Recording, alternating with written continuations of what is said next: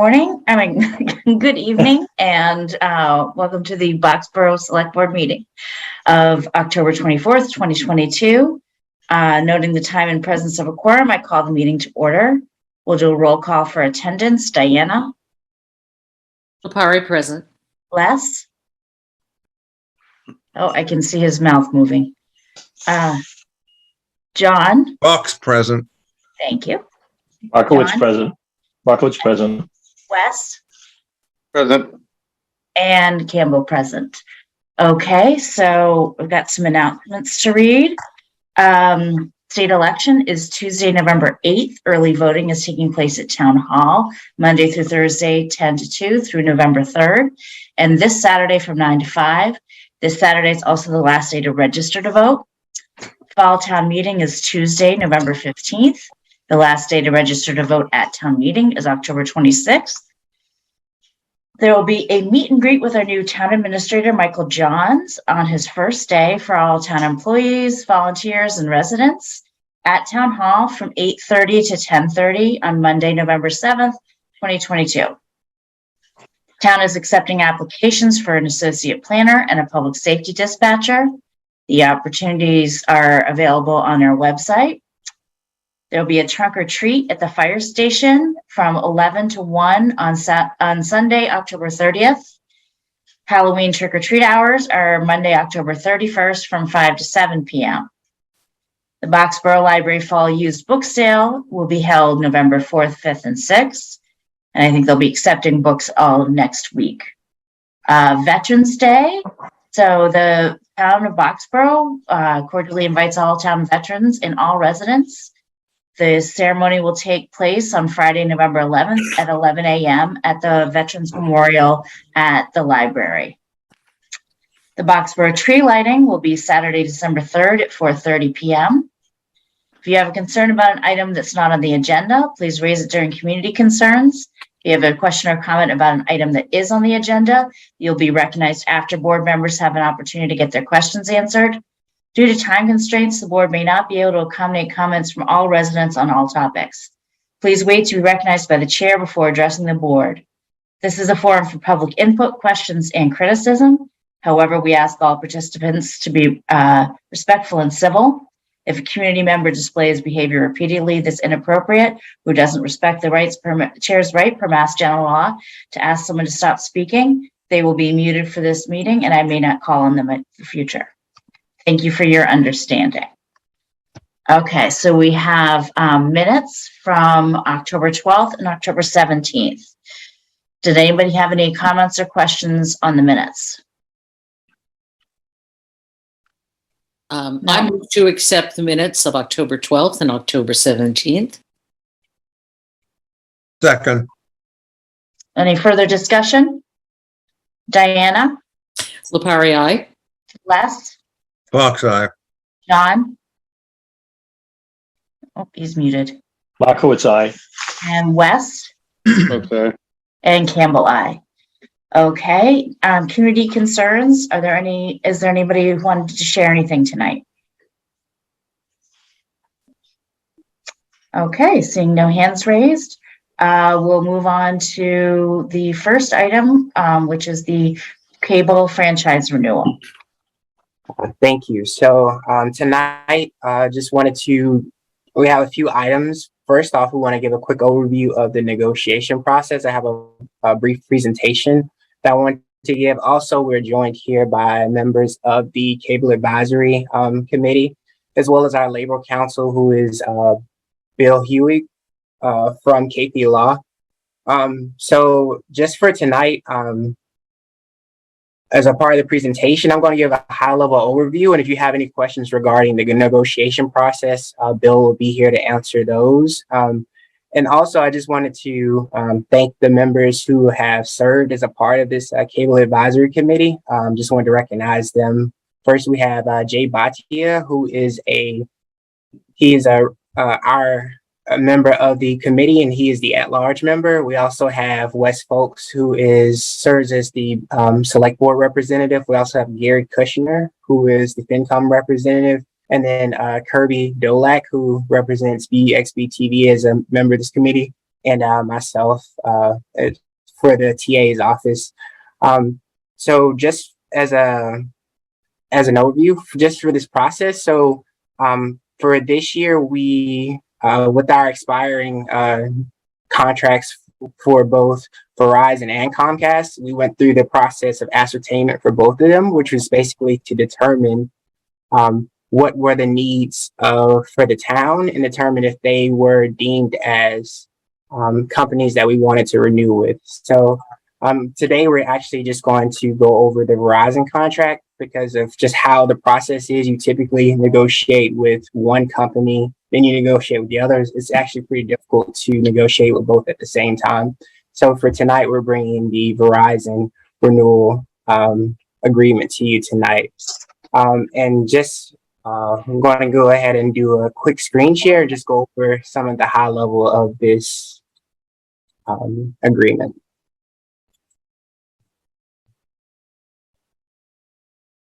So tonight we're talking about the Verizon franchise agreement, and just going to give a quick overview over that. So just some of the key things that we're getting out of this term is typically in the past they've been 10 to 15 year agreements, but since this negotiation period was a little bit more difficult and Verizon's changed some things, we've actually only received a 5-year agreement, and that's not only with Boxborough, that's across the Commonwealth. Most communities from Verizon are receiving a 5-year agreement, nothing higher than that.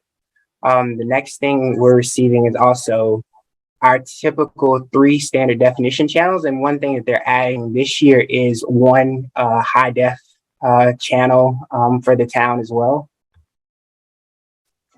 And then Verizon is also agreeing to pay for our PG grant. They're going to give us $35,000 for broadcast capital related equipment.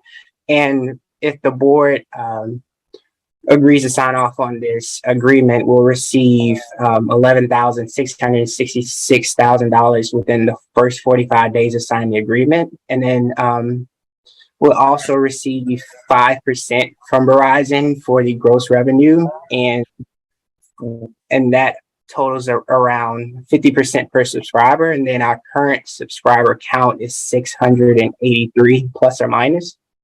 The next thing I just want to do is for this agreement and the next agreement, just do a high level comparison between the two. So between both of those renewal periods. So our last renewal period was in 2006. That was 15 years. This year we're only receiving 5 years. And then for the grant amount, it's actually going to be 35,000. Is actually more if you cut it over the span of 5 years versus the 85,000 that we received in the last renewal period, which was over 15 years.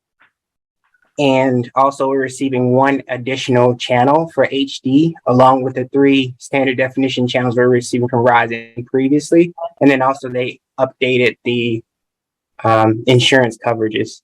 One new clause that they've included in this agreement is the right to unilateral termination, which basically states that they have the right to unilaterally terminate the license after the 31st month within 180 days of written notice. And we went through the process of having a public hearing, receiving public input from members of the public, and the Cable Advisory Committee has actually voted to recommend favorable action to the select board for the select board to execute the renewal license. And I'll have Bill give you an overview of the negotiation process and just kind of where the town and where the Commonwealth stays with Verizon on the current cable industry right now. Good evening, Madam Chair. Good evening, members of the board. Sorry. Find my cursor here. Can you hear me? Am I? Yep. Oh, I'm sorry. Okay. I thought I was muted. The cable industry is in a state of change. And this has been the case for perhaps 4 or 5 years, and probably the tendencies and the trends were visible even before then. What's happening is, of course, folks are discontinuing cable and are streaming their video content over their internet, through their internet provider and over their internet connection. And when they cut cable, of course, the number of subscribers, part of the payment we get, part of the payment municipalities get in exchange for granting the license is a percentage of gross revenues, which is dependent on the number of subscribers. So when the number of subscribers goes down, we also expect the cable revenues will go down as well. Now, when the cable company raises their revenues every year or so in response to increased costs, the revenue may flatten out or may go up a little bit, but the overall trend over years is going to be down. And that's a problem that's being faced by communities all across the Commonwealth and probably everywhere in the country. We have to start thinking in terms of alternative funding sources or alternative arrangements with our cable providers, such as, for example, regional cable providers that are a consolidation of 3 or 4 towns. One possibility. The possibility perhaps of asking town meeting to provide pick up some funding loss at some point in the future for cable, the provision of cable services is another possibility. For now, we have negotiated a license that will meet the future cable needs we've established. And I'm particularly pleased that the capital grant is in the form of an actual flat grant, an actual amount of money, which is $35,000 that we'll get over 3 years, because that amount of money is going to remain the same whether the subscriber numbers go down or not. With respect to getting 5% gross annual revenues, the amount of money we will get paid on an annual basis for that, we frankly expect to go down. In any event, it's a problem that everyone is facing, and there's a possibility, of course, that the legislature could act and could provide some income support by passing legislation that would require internet providers to and internet providers that stream video content to pay a cable fee to the state and to town. So that might be part of the solution of the problem in the future. We'll see. It's up to the legislature. In any event, not only are we negotiating with that type of cloud over the entire cable industry, but Verizon also is a different kind of cable company because they already had the right to occupy public rights of way by virtue of the fact that they were a telephone company.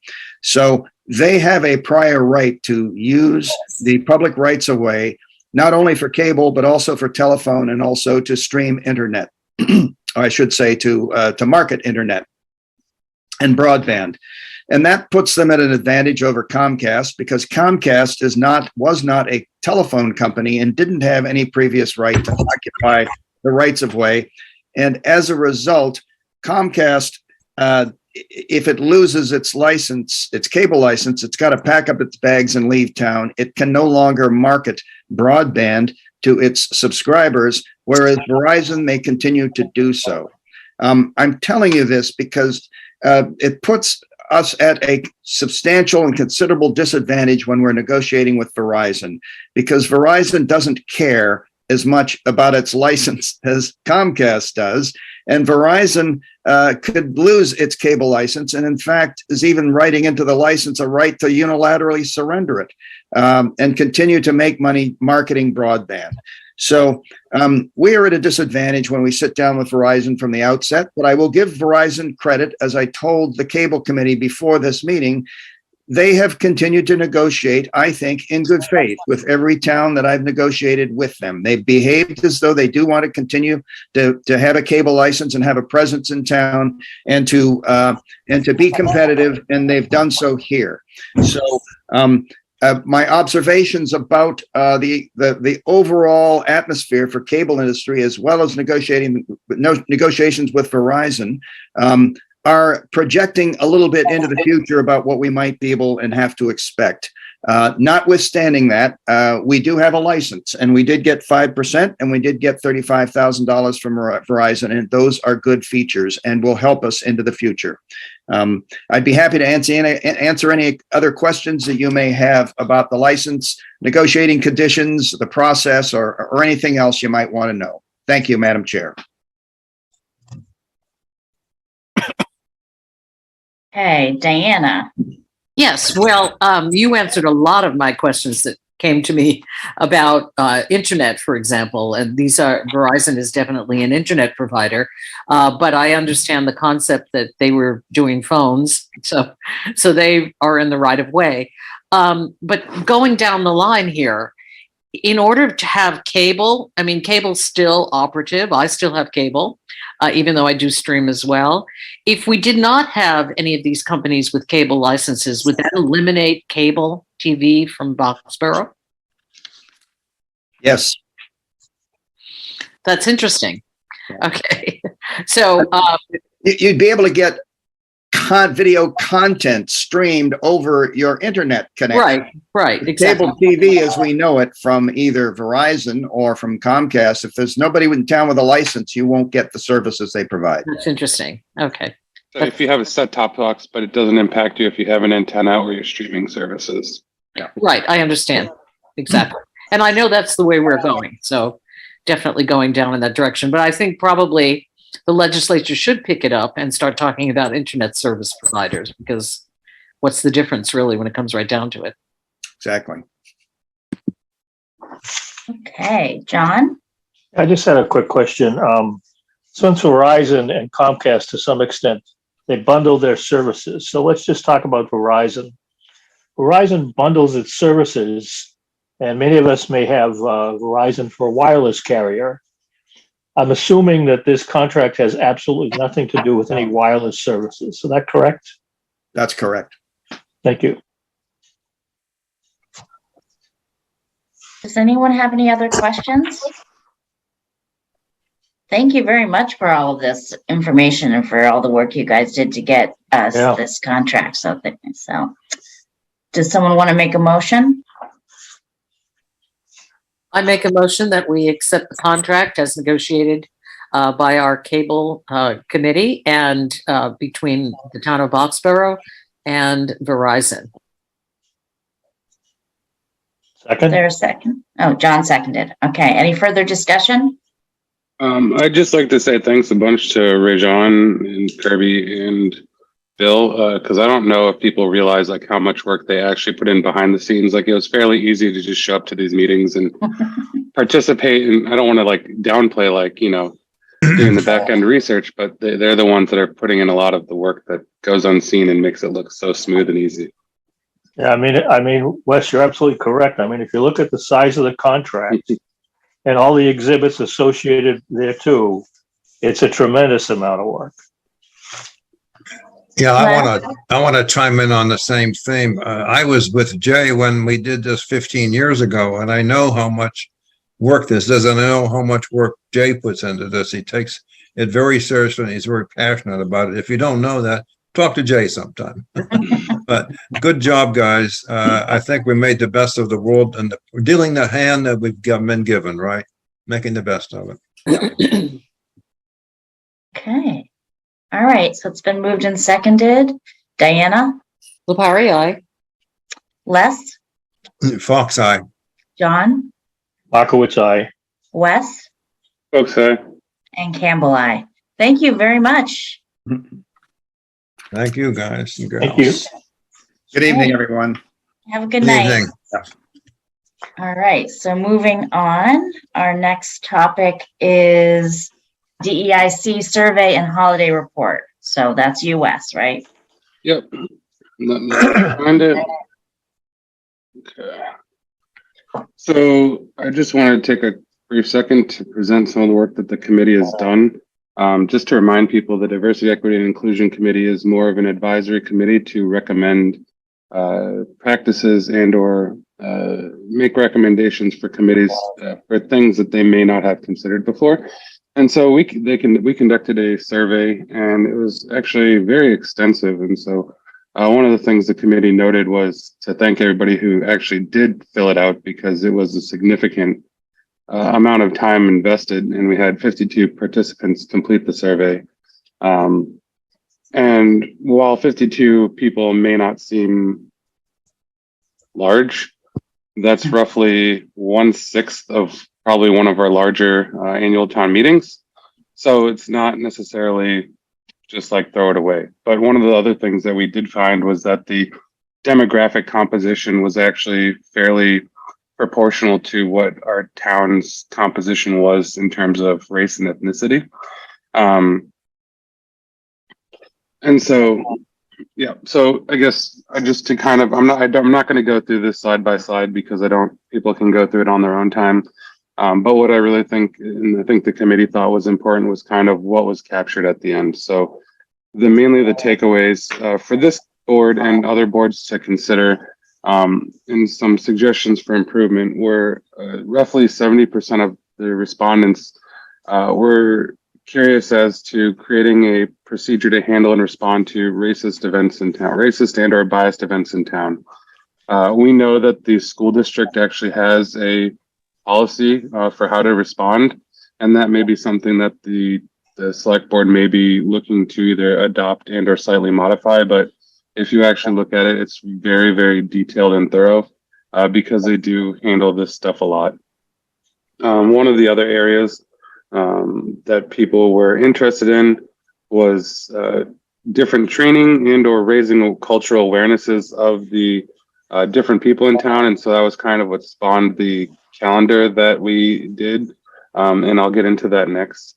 And one of the requests was a more diverse workforce, but as we also know, I don't want to discount it, saying that there's a lack of applicants for municipal work, but just not to discredit it. And then a request to add it to our goals to improve the diversity, equity, and inclusion over the next 5 years. And I would say that the board or the committee did recognize that the board has also done the India Day and a lot of the other work that we have done as well in collaboration with the library. And the library is actually doing a really good job. Especially they did the Diwali festival, which was extremely well attended, so well attended that they had parking issues. So That's right. yeah, so I just wanted to share that with people. Did anybody have any questions before I move on to the calendar? Thank you for doing this. Yeah, this was mostly Payshawn, Amy Osenar, Mary Sullivan, John Fallon did some work on it too. Like, I think everybody contributed a lot to it. But so John? one of the things, yeah, John Fallon did as well. He did a lot of the summer. No, Wes, I was calling on John. I wanted to thank you for doing this. I found it very interesting to see where the responses came from and where people have experienced racism or other identity related conflicts. That was some of that was a little bit of an eye opener for me. Thanks. Yeah. So there was a lot of it at the school. Yes, there was. Yep. And they have their own plan for that. Okay. Yep. So getting on to the holidays, one of the things, and I will say that I was a violator of this. I was not aware of, I believe it was Rosh Hashanah, and I scheduled a select board meeting on Rosh Hashanah, and there were some very nice people who told me that this was a holiday, and I apologize, but we put together this calendar of days where based on our diversity survey of the different religions and ethnicities and what they celebrate in holidays where they don't work on. And so hopes of providing people a means of not being like me and scheduling a meeting on one of those days. So that way we can be as inclusive as possible. We also put together a brief definition of these. Hold on. Okay, so it doesn't come out that well here, but if you look at the Excel spreadsheet, which we can send out to everybody, it does put the day. Okay, so just for people's context, these days align with these. They're just different columns. It does not come out well in this format, but we can do that. One of the other things we're thinking of doing is creating a calendar that you can add to your own calendar via like one of the ICS or subscriptions, and that was something that we thought that might also be good. Hopefully, if we end up moving to the cloud, having a town calendar and making it easy so people say, you know what, like if we, for example, let me share this screen. Oh gosh, where is this? Okay, I'll just share that. Who cares? Okay, so you can see my screen, this one. Mhm. Yep, so if you just go to like Box for LMA, and you come down here, and like, for example, you might see like the 31st, or that's not a good one, but let's say like the 24th, like Diwali, that would be on the calendar as today, and you'd be able to see that. And as the staff and other people are scheduling meetings, if we start using meetings, people should be able to see that'll pop up as a holiday and alert people that is a holiday where a certain group does not typically has the day off. So that was where we were looking to go. The committee's also considering a few other things as well, but we just wanted to share this work with everybody. Wes? Yeah, Wes, have you guys thought about how to take that holiday and special day map and actually turn it into a template that, say, somebody like Kelly could keep on file so that we have the institutional memory of what are the important days to work around when we are trying to plan meetings and so forth? Yeah, so let me actually share my screen and show the Excel version of it. So that no one person has to remember it all. Yeah, so that's what we were talking about with the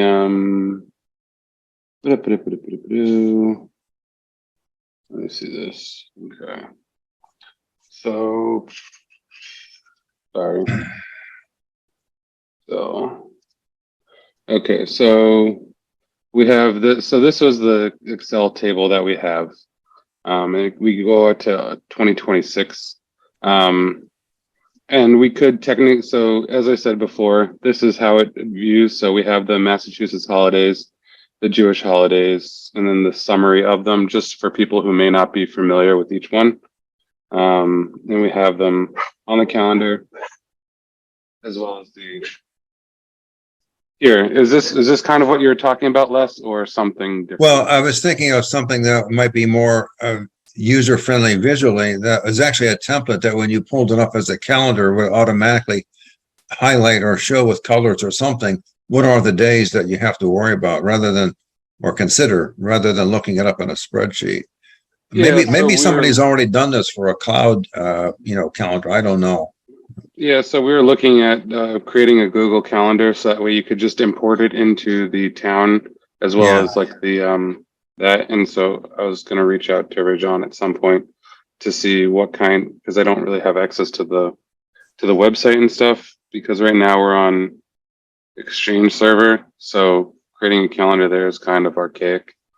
Yeah, and then if we were in the UK, we'd have the bank holidays to add in this. But someone told me that nobody takes the bank holidays off anyway, so I'm not sure you can worry about it. Yeah. Okay. Diana? Yeah, I just want to thank you guys for doing this. I found it really fascinating to read and to look at what people are talking about. And I think it's really, really useful for us. I just wanted clarification, Wes. You said that the town does have a policy regarding racist, events, or we don't? Cool. So the Acton Boxborough Regional School District does, but I said that the town may want to consider adopting one or effectively wholesale ripping it off from the school district. We've done it before. Yeah. Okay. So another thing to put on the list, Jennifer, regarding the workshop. I really agree with that. I think we need to take a much deeper dive because Mhm. we may very well be facing some issues regarding some problems regarding the Jewish community as well, given the current state of affairs in this country. So I think we definitely need to have more discussions about this. Okay. Thank you again. Does anyone want to make a motion to accept the DEI survey and holiday report as presented? So moved. Second. All right, it's been moved and seconded. Any further discussion? Diana? Lepari, aye. Les? Fox eye.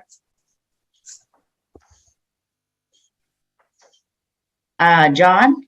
Markowitz, aye. Wes? Folks, aye.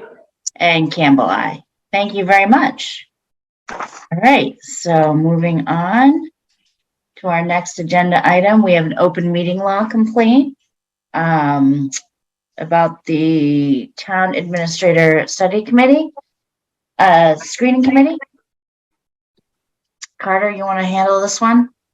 Yes, you had a complaint filed that the town administrator screening committee did not fully comport to the defined requirements for the minutes of their executive sessions. As you know, that committee was dissolved a number of weeks ago. We consulted with council and determined that this board, as the appointing authority, could address the complaint.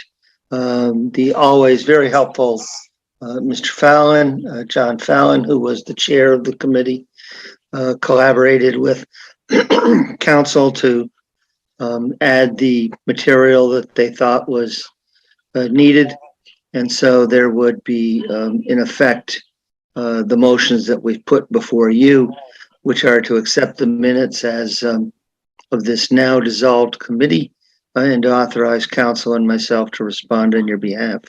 I believe we laid a full motion out in the draft motions for your consideration, and I do see Mr. Fallon here if you'd like to ask him any questions. I would say that this arose out of an old OML complaint of a number of years ago, which I do think we need to do a better job in the future of providing a stronger orientation to all new committees, even when we think they have or know they have a majority of volunteers with long histories. Things change over time, and I don't think we do our citizen volunteers a full service if we don't get them fully oriented at the beginning.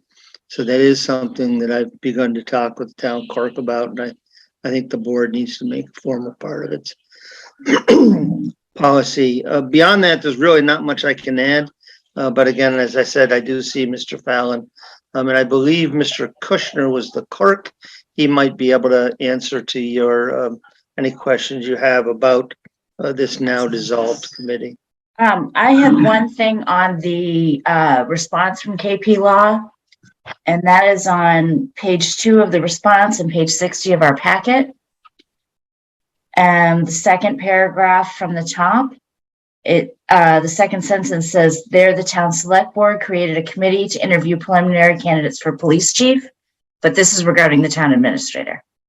Yes.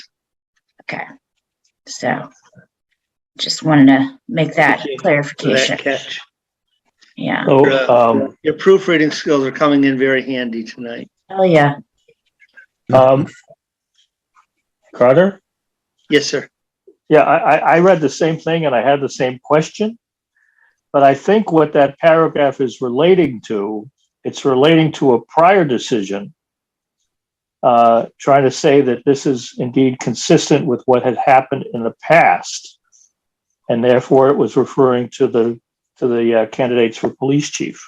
Sure. Oh. We'll go back and double check all this. I think that's what that was all about, because I was confused, Jennifer, when I looked at it. I thought it was a typo. You might be, but Because it says But we didn't Indeed, have this is police chief candidates in 2016. I still think that's referring to the previous town administrator search committee. Because we didn't have a search committee for a police chief in 2016, right. but we did Okay. have a search for a town administrator. Okay, so yeah, it's worth trying to clarify, but I thought it was a prior decision. I'm not sure what it was for. No, you're absolutely right. Now I read it that way too, John, but I still think it was. Yeah, there's something needs to be reviewed. You're right. Yes. Okay. But that clarification aside, I'm fine with the response. Yep. And I think the steering committee did a fantastic job, and we can thank them one more time. Mhm. All right, are there any more questions? Okay, does someone want to make a motion to acknowledge the receipt of a complaint from Mr. Stephen Ballard dated September 27th, 2022, alleging the now dissolved town administrator screening committee violated the open meeting law, and to approve the revised minutes for their executive sessions of 8/8, 8/11, and 8/11, 9 a.m. and 8/11, 2 p.m., and to authorize the town administrator and town council to respond on our behalf. So So move. moved. Second. Okay. All right, any further discussion? Diana, Lepari, aye. Les, Fox eye. John, Marco Vitale. Les, Okay. and Campbell, I. Thank you. Jennifer, can I clarify the Yes. reference to the police chief? So what that is actually not a Boxborough specific decision. They're referring to a decision in another town. We'll pull the actual decision 2016-21 to circulate that to you all. All right, I just want to make Thanks, sure Carter. that that's clear. Yeah, they're using a decision on another matter as the basis for the response. Okay. Thank you. All right, moving on to some very exciting and welcome news, which is that the Department of Public Works, our new union, has voted to ratify their contract. Thank you so much, Carter, for all your work on this. So at least we got one done for fall town meeting. So thank you. Carter? So yes, we have one of our four unions has settled. The members voted last week to ratify the proposal that we had reached in a relatively short period of time with their negotiating team. The impact is cost of living allowances of 2%, 2%, and 2% over the coming 3 years. There's a encouragement in them, a financial small compensation for them to earn licensures above and beyond what is normally and ordinarily required for their job. Once you all should act, we'll get this over to the Finance Committee for their meeting tomorrow night. I think it's well within the cost standards that the town has set forth. And we're really pleased to have worked with our partners on the other side of the table. And again, as I say, it was really done in relatively short order. Does anyone have any questions on the contract? I think it's great. It's great to have it done. Yeah. Okay, Maria? Carter, I just need some clarification about our meeting tomorrow night's the joint meeting. Does it need to be on tomorrow night's agenda or can it wait till next Tuesday? Oh, it can wait. I just Okay. think that, the Finance Committee is holding its recommendations as late as town meeting. Mhm. But the earlier they're known, the more we can, daylight we can give them. Okay. I think We it's have- great for everybody. Okay, we have because I'd like to be able to discuss it and I feel like tomorrow night is the board. So I'll put it on my agenda for next Tuesday. And you'll Yeah, have my that'd recommendations. be terrific. Right. We're just hopeful to get some of these across the finish line, so we're not there on 6 PM on the 15th. Nope, that's fine. I'll make sure you have my recommendations from the committee, 8 AM on Wednesday morning. Okay, no worries, Thanks. no worries. Thank you. So Any we have been other, keeping the finance committee posted throughout this process, and I look forward to what I believe will be their full support. okay, does anyone want to make a motion to approve the collective bargaining agreement with the United Public Service Employee Union, DPW, for fiscal year 23 to 25 as presented and submit the same to fall town meeting for fundraising? I'll move. So So moved. moved. Second, Okay, it's been moved and seconded a couple extra times. Any further discussion? Diana, Lepari, aye. Les, Fox eye. John, Markowitz, aye. Wes, Folks, aye. and Campbell, I. Thank you again, Carter. That was really, really nice news to get. Okay, so another nice piece of news is our town planner. Carter? So we had several applicants, as you know, we were losing Tracy Murphy. We had several applicants. They were interviewed by myself, Mr. Hudson. We included the chair of the planning board, Mr. Barbadoro, and the chair of the zoning board of appeals, Mr. White. We also had current planner sit in on this. In the end, we believe that Alexander Waite, he's a graduate of AB Regional School District High School. He's looking forward to getting back to his roots, as he said. He's currently the director of the Office of Planning and Development in Orange. He's also looking forward to a little bit shorter commute, which was very helpful in our negotiations with him. Our pay is within the bands of the personnel administration plan and less than we're currently paying. And the contract does provide for giving him credit for his service, so he's not back at the bottom of the vacation ladder all over again. He is a younger professional breaking in, but I think he's, based upon our reference check, shown a great ability as a quick learner. We've included his resume for you as well, and he is working on earning his AICP, which is the American Institute of Certified Planners, a professional designation from the National American Planning Association. We look forward to a lengthy career, hopefully, as he joins us and helps bring together our Office of Land Use and Permitting. One of the things that I think attracted some of the interview team to him was the fact that he has carried out a similar task for the town of Orange, which prior to the Office of Planning and Development also had every office separated. So I did do you all this service. I didn't remember to split the confirmation vote from the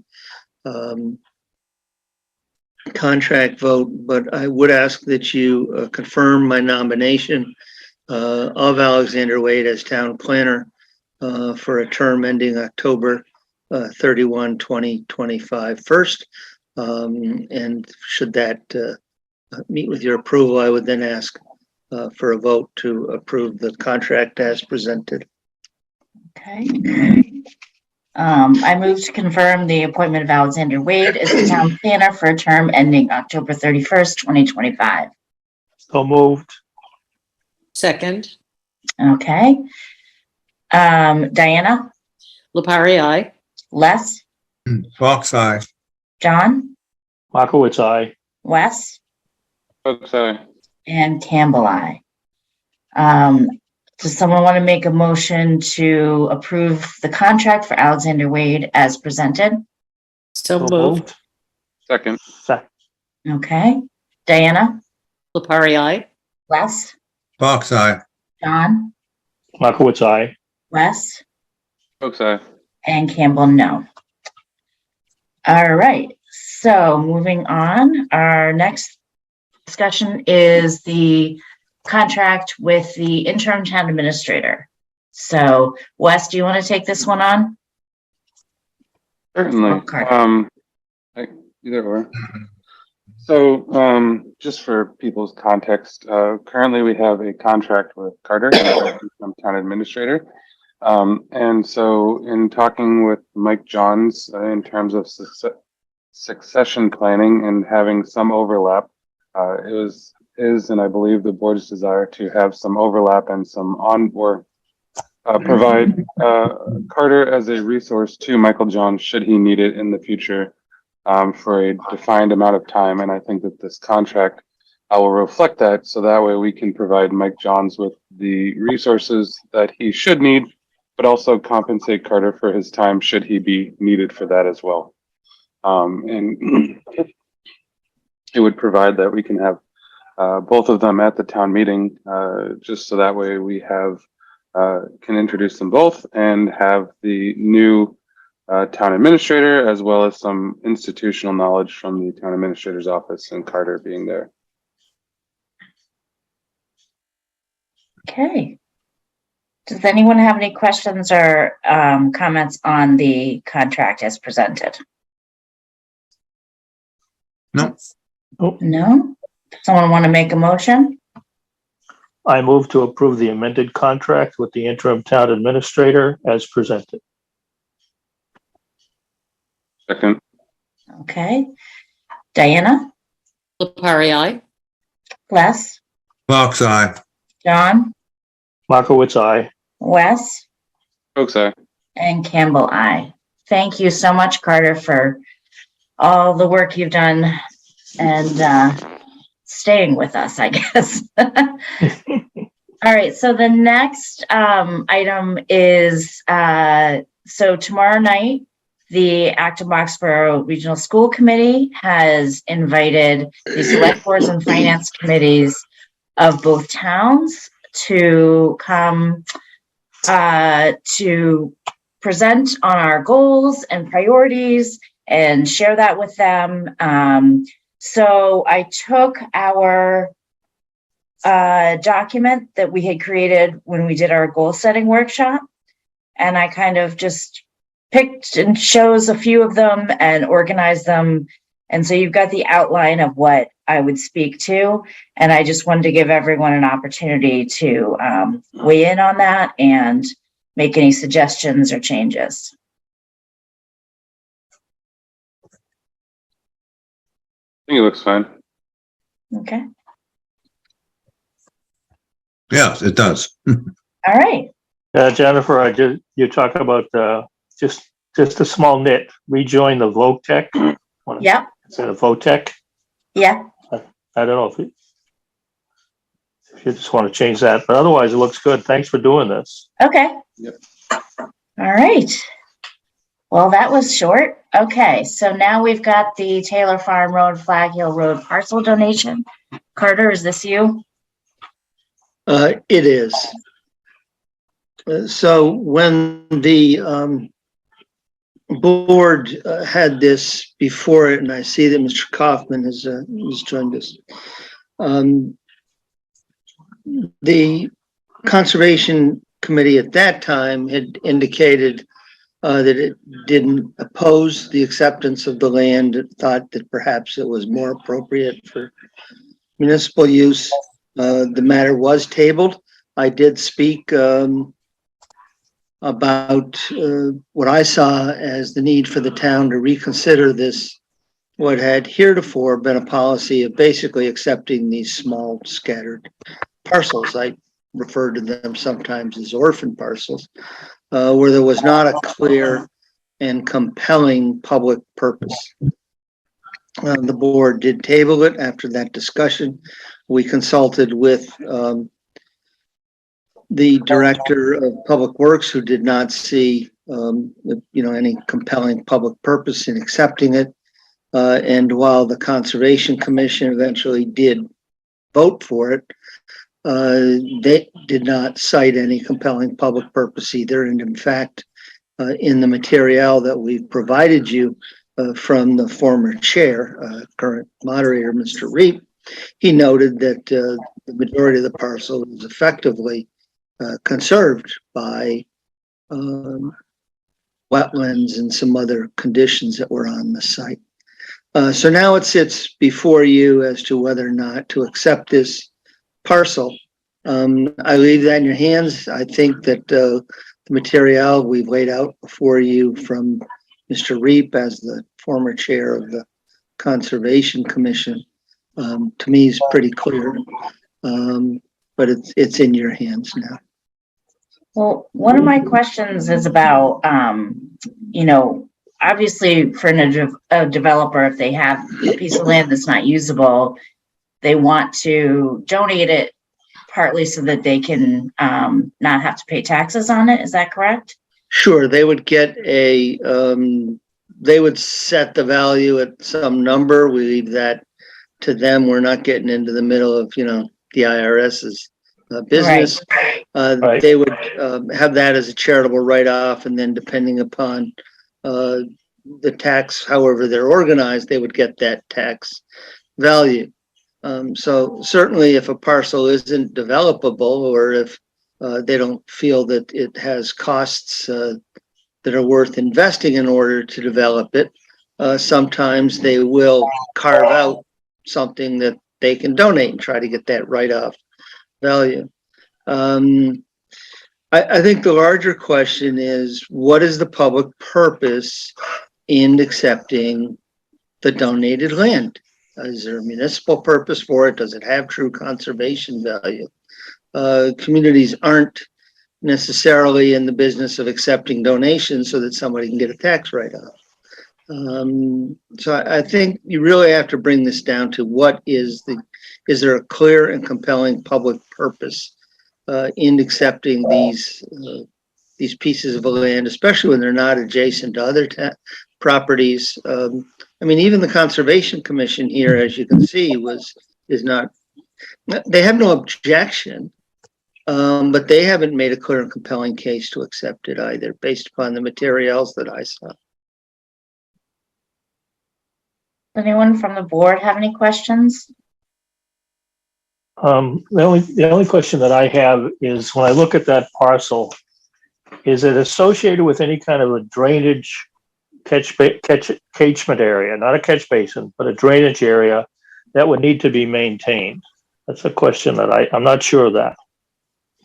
I think that a note from Ed, I thought, said that its real value is in providing an easement for stormwater, handling stormwater, but that he felt that could be handled strictly through the means of an easement. Well, we effectively have an easement over it now over the years because of the culvert and the piping. So, right. And you don't need to own the whole parcel in order to carry that out. Yeah. So I guess my question would be, is there any risk in just continuing with what we've been doing, which is using the rights given by an easement as opposed to outright ownership? Not that we can see, not that Ed or I saw that rose to the level of a compelling public purpose. Right. Now, I don't know whether there was a map that came at the end of that note from GPR. Right. It's this thing here, and they had a blue shaded area. Is the blue shaded area the area of the stormwater drainage area, or the proposed area of gifting, or is the whole thing proposed to be gifted? The whole parcel is proposed to be gifted. The color coding was created by Mr. Kaufman, and we gave him the courtesy of including it in the package. I do see he has his hand raised, and I'm sure the chair will call upon him at the appropriate time. Okay, thank you. Yeah, I just wanted to make sure no one on the board had any questions. All right, Mr. Kaufman? Yes, thank you. To answer Mr. Fox's question, is the entire parcel circled in the purple is about 8.5 plus minus acres that I'm looking to donate to the town. The highlighted area in blue is about almost 1.5 acres of upland area, a buildable lot. When we were doing the testing up in that area, one of the things I did was to have an area carved out and paper testing, if you will, to see if a septic system could be put in that area. We didn't do any official testing with the town. We just did our own testing for my sake. And we could get with the appropriate testing with the town, we would be able to get a sewage system septic system in on that site. As you can see, the parcel is way back in the right-hand corner. I'd have a driveway that would be 800 to 900 feet long getting into there. I'd have some wetlands crossing, a very expensive undertaking. And so what I was hoping to do is as sort of what what Carter was saying, is gift this piece of land to the town, get a taxable deduction for that donation, and take a building lot, if you will, off the market. If the town votes, not to accept the parcel, that's fine. Then I'll go to Plan B and start submitting the paperwork to get a buildable lot approved.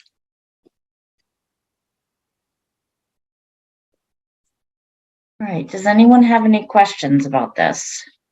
I mean, if Mr. Kaufman feels that he could get a buildable lot, then that would add tax revenue to the town, so it would be a positive in that regard. Yeah, I agree. It'd be nice to have another house, and because it's not like the town wants to sell the lot, and we're not developers, so. Right. All right, does someone want to make a motion either way? Sure. I move to inform the interested party that the town will not accept this donation parcel of this land. A second. Is there any further discussion? Okay, Diana, Lepari, aye. Les, Fox, aye. John, Markowitz, aye. Wes, Folks, and Campbell, aye. So thank you for bringing this to our attention, and I wish you luck. All right, thank you. Thanks. Diana? Yeah, I just want to go back to the previous item, the question that occurred to me. I know that this is a meeting that was prompted by the chair of the school committee, the joint meeting of the FinComs and the select boards and so forth. I'm assuming this is a meeting that will be discussion only and exploratory only, and that there will not be necessarily motions that will come out of it. No, you are correct. It has been posted as a public meeting. Someone will be taking minutes, but we won't be making decisions. I mean, there's nothing, right? Because there will be a quorum of the board, but Maria, is that correct? That is correct, but it is a public meeting in which we could, although I don't have any intention of calling votes, but we could call votes, right? Yeah. We're all calling our committees to order. So just to be clear on that, I don't have any intentions of taking any motions from the FinCom and making any decisions, but technically we're posted and we're all going to be calling ourselves into order. So we could technically do that if I would just hope that we would have a little more time to review any kind of joint motions. Well, right. Yeah, We that's haven't not had the any. intention. And Les and John and I will be there. And so even though we will be a quorum, I can't see us making major policy decisions at this type of a meeting. To avoid the open meeting law violations, typically you're supposed to notice what motions you intend to make and or possible votes. True. And it's, yeah. Right. Yeah. Okay. But I'm just saying it's a public meeting and it's posted as such, and we're all going to be going into meetings. So I want to be clear on that. So it's not just a workshop. We're all going to be actually in session. Yep. Sam, thank you for the clarification. You're welcome. I can't be there. I just wanted to know. Okay. Does anyone have any reports? Yes, I do. John? I just want to make a comment. I happened to be in town hall last week. I think it was Thursday. It was either Thursday afternoon or Tuesday afternoon. I forget the days run together. But I happened to be looking for some information. I went over to the assessor's office and I was quite impressed with how well our finance team is working together. I saw Kelly in Florida on a Zoom call with Jared and with Kelly, our assessor. And all of them were working together, dealing with issues and trying to move things forward. And I just found it extremely refreshing to see a group of people working together to clean up some of the work that needs to be done. And I just wanted to make note of that. Okay. Thanks, John. Okay, Diana? Yeah, I have a proposal for the board in the sense that it's not actually a motion, but I am suggesting that unless somebody objects, that I work with Becky Harris and Kelly Price and the town administrator, beginning with Carter and then going to Michael, to create some sort of a procedure for warrants. I brought up some of these issues. I think there are some issues about how we produce warrants and so forth. I'd like to create a document that I could bring back to the board for discussion, if no one has any objection to that. I have no objection to you volunteering to do this extra work. Yeah, who am I to tell you not to do work? There you go. See, I thought Yes. you might be amenable. Thank Hi, you. Kelly. Yeah, and I think I mentioned this too, that I think Becky and Kelly already are working on something. So, so Yeah, it'll be good to have I think it's time that we procedures. codify a few things that might very well help us moving forward. Yes, it's definitely good. Anything else anyone has? Jennifer, did you want to talk about our idea for the employee? Oh, your idea. Yes, go Well, ahead, actually, Diane. it's not my idea. I discussed it with Jennifer because we said we would bring this back to the board. I called her and I gave her an idea that was actually given to me by Cindy Markowitz, which I thought was a particularly good idea. In lieu of dinner or lunch or brunch or whatever, that we talked about the idea of doing something that would be a little more lasting for the town, and inviting volunteers and their families to come and maybe have some coffee and donuts in the mix, but it would be a tree planting. Something that we could put out there, put a little plaque and say in appreciation of all the volunteers of the town. Obviously, at this point, it would have to wait until the spring, but I volunteered to take it on, and I will certainly bring plans back to the board. But I think it could actually be a wonderful thing that we could do for the town to provide something that would be lasting for years, hopefully. Yeah, just be careful where you propose to plant the trees. Well, obviously, I'm going to get a lot of advice, and not Yeah. Well, I'm just giving you a cautionary note because someone with multitude of good intentions did something like that years ago. However, the land they chose to plant the trees on happened to be controlled by the Conscom, and they did not get clearance to do that, and there was some blowback. No, You may remember that. I don't remember that, but she and I discussed, she's gonna go through DPW, make Yeah. sure. I'm going to get a lot of advice. Anything that and affects Yeah, yeah. maintenance, yeah, so, also the size and type of tree and all that where it Yeah, goes. yeah, right. yeah. Multitude of details. But anyway, I thought that might be more useful, and I thank Cindy for the suggestion. Yeah, it's Yeah. a great one. Yeah. Yeah. Okay, anything else for tonight? Okay, do I have a motion to adjourn? So moved. So moved. Second, Okay, Diana, Lepari, aye. Les, Fox eye. Wes, Okay. John, Markowitz, aye. and Campbell, I. Thank you.